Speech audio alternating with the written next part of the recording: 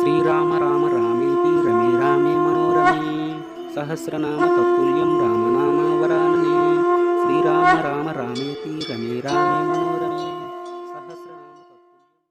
ఓం నమో భగవతే వాసుదేవాయ నమః. ఉపనిషత్ దర్శనం వచన పఠనం. శుక్లయజుర్వేద అంతర్గత ఉపనిషత్తులలో 14వది తురీయాతీతోపనిషత్. శ్లోకం: ఓం తురీయాతీతోపనిషద్వేద్యం యత్పరమాక్షరం తత్తుర్యాతీత చిన్మాత్రం స్వమాత్రం చింతయే స్వహం. ఒకనాడు పితామహుడైన బ్రహ్మదేవుడు ఆదినారాయణుడిని సమీపించి ఆయనతో, స్వామి జగన్నాథ, తుర్యాతీతులైన అవధూతల స్థితి ఎలాంటిది? వారు అనుసరించాల్సిన మార్గమేది అని వినయంగా ప్రశ్నించాడు. బ్రహ్మ అడిగిన ప్రశ్నలకు నారాయణుడు ఇలా సమాధానం చెప్పడం ప్రారంభించాడు. బ్రహ్మ: అవధూత మార్గంలో ఉండేవాడు చాలా దుర్లభతరుడు. ఇలాంటి వాళ్ళు ఎక్కువగా ఉండరు. ఎక్కడో ఒకడు ఉంటాడు. అలా ఉండే అవధూత నిత్య పూజ్యుడు, నిత్య వైరాగ్యమూర్తి. అతడే జ్ఞానకారుడు, పరమపురుషుడు అని పండితులు అంటారు. అవధూతగా ఏ పరమపురుషుడు ఉంటాడో అలాంటి వాడి చిత్తం నాలోనే ఉంటుంది. నేను కూడా అవధూతల హృదయంలోనే ఉంటాను. అవధూత కూడా మొదట కుటీచకుడిగా ఉండి, తర్వాత బహూదకుడై, తర్వాత హంసుడుగా, పరమహంసుడిగా మారి స్వస్వరూపానందంతో ఈ సకల ప్రపంచాన్ని తెలుసుకుంటాడు. అలా తెలుసుకున్నాక అతడు దండం, కమండలం, కటిసూత్రం, కౌపీనం అనగా గోచి లాంటి వాటన్నిటినీ, అలాగే విద్యుక్తంగా చేసే సమస్త క్రియాకలాపాలన్నీ, సర్వాన్ని జలంలో వదిలిపెట్టి అనగా సన్యసించి దిగంబరుడిగా మారుతాడు. ఎలాంటి రంగు లేని పాతనార వస్త్రాల్ని, కృష్ణాజనాన్ని అనగా జింక చర్మం కూడా వదిలిపెట్టి ఆ తర్వాత నిత్యక్రియల్ని అమంత్రకంగా చేస్తూ క్షీరాన్ని, అభ్యంగనాన్ని, ఊర్ధ్వ పుండ్రాదికాల్ని వదిలిపెడతాడు. తర్వాత లౌకిక వైదిక కర్మల్ని, పుణ్యపాపాల్ని, జ్ఞానాజ్ఞానాల్ని, శీతోష్ణాల్ని, సుఖదుఖాల్ని, మానవమానాల్ని వదిలిపెడతాడు.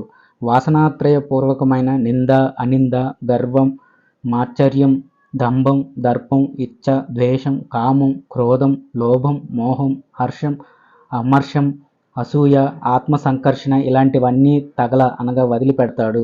అవధూత తన శరీరాన్ని ఒక శవంలా చూస్తాడు.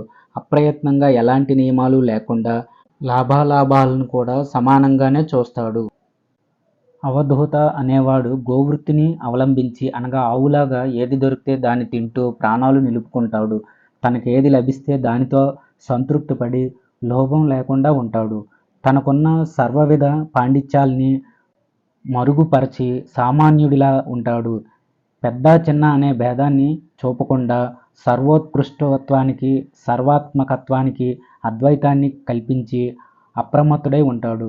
నాకన్నా గొప్పవాళ్ళెవరూ లేరనే అహంకారాన్ని తన ఆత్మలోనే ఉపసంహరించి దుఃఖానికి ఉద్వేగపడకుండా, సుఖాన్ని ఆమోదించకుండా, ఎలాంటి కోరికలు లేకుండా ఉంటాడు. అలాగే శుభాలలో అశుభాలలో స్నేహాన్ని లేకుండా సర్వేంద్రియాలతో పరముడిగా ఉంటాడు. తనకు పూర్వం నుంచి ఉన్న ఆశ్రమాచారాల్ని, విద్యుత్ ధర్మాల్ని స్మరిస్తూ, అలాగే వర్ణాశ్రమాల్ని వదిలిపెట్టి నిరంతరం సమత్వంలోనే జాగరూకుడుగా ఉంటాడు. సంచారం చేస్తూ కేవలం శరీరం ఒక్కటే మిగిలిన వాడై నీటితో నిండిన కమండలం కలిగి ఉంటాడు. పిచ్చితనం లేనివాడుగా, బాలుడుగా, ఒక్కోసారి పిచ్చివాడిలా, పిశాచాలతో కలిసి ఉండేవాడుగా, ఏకాకిలా సంచరిస్తూ ఉంటాడు. ఎవరితో సంభాషించకుండా స్వస్వరూపాన్ని ధ్యానిస్తూ నిరాలంబమైన సత్యాన్ని అవలంబిస్తుంటాడు. తన ఆత్మనిష్టకు అనుకూలంగా ఈ సర్వాన్ని వదిలేసి తుర్యాతీతమైన అవధూత వేషంతో అద్వైత నిష్ఠాపరుడుగా ఉంటాడు. ఈ విధంగా జీవితాన్ని గడుపుతూ అంత్యదశలో ఓంకారాన్ని జపిస్తూ ఎవడు శరీర త్యాగం చేస్తాడో అలాంటి వాడే నిజమైన అవధూత. అతడే కృతకృత్యుడవుతాడు. ఈ విషయం గురించే ఈ ఉపనిషత్ చెప్పింది. శుక్ల యజుర్వేద అంతర్గత ఉపనిషత్తులలో 14వది అయిన తుర్యాతీతోపనిషత్ సమాప్తం. స్వస్తి. జై శ్రీరామ్.